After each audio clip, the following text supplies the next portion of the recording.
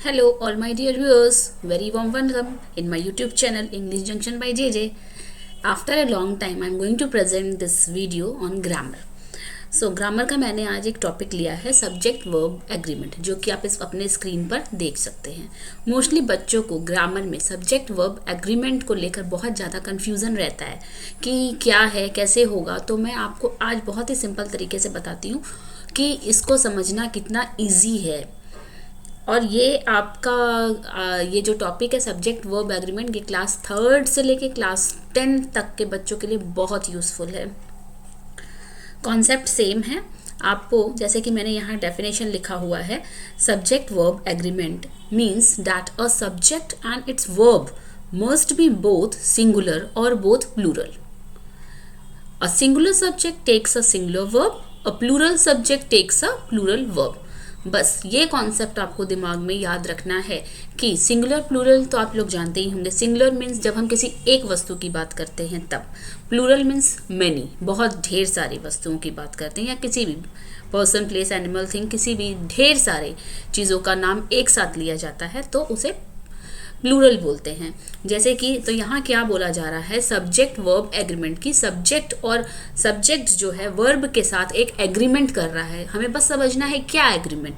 तो एग्रीमेंट ये है कि अगर किसी सेंटेंस में आपका सब्जेक्ट एक है तो वर्ब भी एक ही होना चाहिए, और अगर वर्ब एक है तो सब्जेक्ट भी एक ही होना चाहिए. कैसे? फॉर एग्जाम्पल, जैसे कि मैं बोलती हूँ Rita is good girl. Rita is good girl. Rita, मैं बोलूँ रीता के साथ मैंने वर्ब लगाया, यहाँ वर्ब है इज, और इज किसी एक सिंगुलर चीज़ों के लिए यूज़ होता है. रीता, मैं एक लड़की की बात कर रही हूँ इसीलिए मैंने इज यूज़ किया है. अगर वही मैं बोलूँगी Rita and Sita are good girls, Rita and Sita, यहाँ हम दो लोगों की बात कर रहे हैं तो हमने वर्ब भी जो है प्लूरल लिया है, आर लिया है. तो बस यही कॉन्सेप्ट है सब्जेक्ट वर्ब एग्रीमेंट की. अगर सिंगुलर वर्ब ले रहे हो, सिंगुलर सब्जेक्ट है तो वर्ब भी सिंगुलर होगा, प्लूरल सब्जेक्ट है तो वर्ब भी प्लूरल होगा. इसके साथ ये तो एक बेसिक कॉन्सेप्ट हो गया. इसके बाद जैसे कि अब इसके कुछ रूल्स होते हैं एग्जाम्पल्स के साथ. रूल नंबर 1, यहाँ पे क्या बोला जा रहा है कि the use of a singular verb with a singular subject and a plural verb with a plural subject. ये सबसे इंपॉर्टेंट रूल है, रूल नंबर 1, जहाँ की कुछ एग्जाम्पल्स भी दिया गया है जिसे आप पॉज करके आराम से पढ़ सकते हैं. जो मैंने एक्सप्लेन किया है वही है. इसमें अगर आप ग्रामेटिकल व्यू की तरफ जाते हैं तो टोटल 17 माइनर रूल्स हैं जिसे आपको पढ़ना होगा, जो कि मैंने आगे के वीडियो में डाला हुआ है. आप पॉज कर कर इसे पढ़ सकते हैं. यह है रूल नंबर 1, जैसा कि मैंने बताया था. रूल नंबर 2, इसमें आपको जो है वर्ब्स के फॉर्म्स और इसका चार्ट भी मैंने यहाँ दिया हुआ है, जो आपको लर्न करना पड़ेगा और पढ़कर इस चार्ट को समझना पड़ेगा रूल नंबर 2 में. फिर है रूल नंबर 3, हैज़ और हैव का यूज़ कैसे, कब और कहाँ करेंगे, इसके बारे में डिटेलिंग है. रूल नंबर 4, यहाँ पे compound subject combined using the conjunctions and take a plural verbs. कुछ क्रिटिकल जब एग्जाम्पल्स होते हैं तो उनके साथ कैसे, जैसे कि यहाँ पे कृष्णा एंड राधिका आर, हमने आर यूज़ किया है तो यहाँ पे सब्जेक्ट वर्ब एग्रीमेंट फॉलो हो रहा है. तो कंपाउंड सब्जेक्ट्स के साथ, बहुत ढेर सारे सब्जेक्ट के साथ कैसे यूज़ करेंगे हम कंजंक्शंस का, उसके बारे में डिटेलिंग है. नेक्स्ट स्लाइड है हमारी रूल नंबर 5 के बारे में. रूल नंबर 5, यहाँ पे अगेन कंजंक्शंस और के साथ सेंटेंस को कैसे यूज करेंगे उसकी डिटेलिंग दी गई है. रूल नंबर 6, प्रोनाउंस, सेंटेंस में अगर प्रोनाउन आए तो उसे कैसे यूज करेंगे विथ एग्जाम्पल.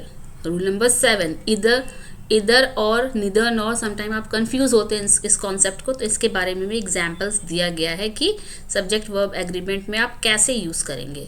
रूल नंबर 8, यहाँ पर आपको बताया गया है कि सेंटेंस का सब्जेक्ट्स अगर पुलिस हो, न्यूज़ हो, तो मैथमेटिक्स एक प्रॉपर नाउन के साथ यूज़ किया गया हो तो उसे कैसे यूज़ करेंगे विथ एग्जाम्पल्स. रूल नंबर 9, यहाँ पे नेगेटिव सेंटेंसेस के साथ हम कैसे यूज़ करेंगे सब्जेक्ट वर्ब एग्रीमेंट का, उसके बारे में दिया गया है. Again rule number 10, verb and do verbs जो है उसके बारे में बताया गया है यहाँ पे. रूल नंबर 11, अगेन यहाँ हियर एंड देयर कैसे यूज़ करेंगे उसके बारे में. Rule number 12, abstract noun and uncountable nouns में कैसे यूज़ करेंगे. Again 13, period of time distance में कैसे यूज़ करेंगे. रूल नंबर 14, अगेन हमारा यहाँ पर है रूल नंबर 14। इसमें next rule is based on collective nouns as a subject. यहाँ पे क्या चीज़ों के बारे में आपको रिमेंबर करना चाहिए कि when you have a collective noun as a subject, collective noun अगर हो जैसे कि फैमिली है, ऑल ग्रुप्स है, तो वहाँ पे किस हम सब्जेक्ट वर्ब एग्रीमेंट में किस वर्ब का यूज़ करेंगे उसके बारे में कुछ एग्जाम्पल्स है। हाँ, ये एक शॉर्ट वीडियो है जिसमें आपको ओवरऑल मैं सारे रूल्स की जानकारी देने की कोशिश कर रही हूँ। अगर आपको लगता है कि मुझे और डिटेल में समझना है या कुछ कन्फ्यूज़न है तो आप कमेंट बॉक्स में मुझे डाल सकते हैं उस टॉपिक के बारे में, कुछ कन्फ्यूज़न उसे पूछने के लिए डिटेल में। नेक्स्ट रूल है हमारा यहाँ पे रूल 15। इसमें एडजेक्टिव्स के साथ हम कैसे सब्जेक्ट वर्ब एग्रीमेंट्स को यूज़ करेंगे। मैंने हर स्लाइड में दो एग्जाम्पल्स दिए हुए हैं जिससे आपको कन्फ्यूज़न दूर हो सके। रूल नंबर 16, ईच और एवरी अगर सब्जेक्ट है तो उसके साथ हम कैसे सब्जेक्ट और वर्ब एग्रीमेंट को यूज़ करेंगे, उसके दो एग्जाम्पल्स हैं। रूल नंबर 17, ये हमारा लास्ट रूल है। इसमें सेंटेंस में अगर एक्सप्रेस और विश और सेंटेंस एक्सप्रेसिंग अ रिक्वेस्ट है, विश है, तो इसमें हम सब्जेक्ट वर्ब एग्रीमेंट को कैसे यूज़ करेंगे उसके दो एग्जाम्पल्स दिए गए हैं।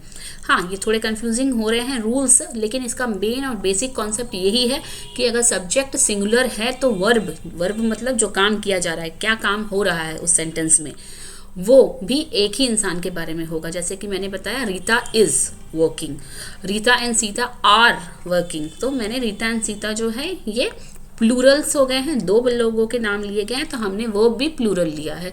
अगर सिंगुलर सब्जेक्ट है तो हमने वर्ब भी सिंगुलर लेना है। यही कॉन्सेप्ट आपको दिमाग में लेकर चलना है। बस ये कुछ बेसिक्स से रूल्स हैं, 17 रूल्स। इसको सॉल्व करने से पहले आपको इस रूल्स को एक बार रीड आउट करना है कि दिमाग में आपके ये बातें बैठ जाएं।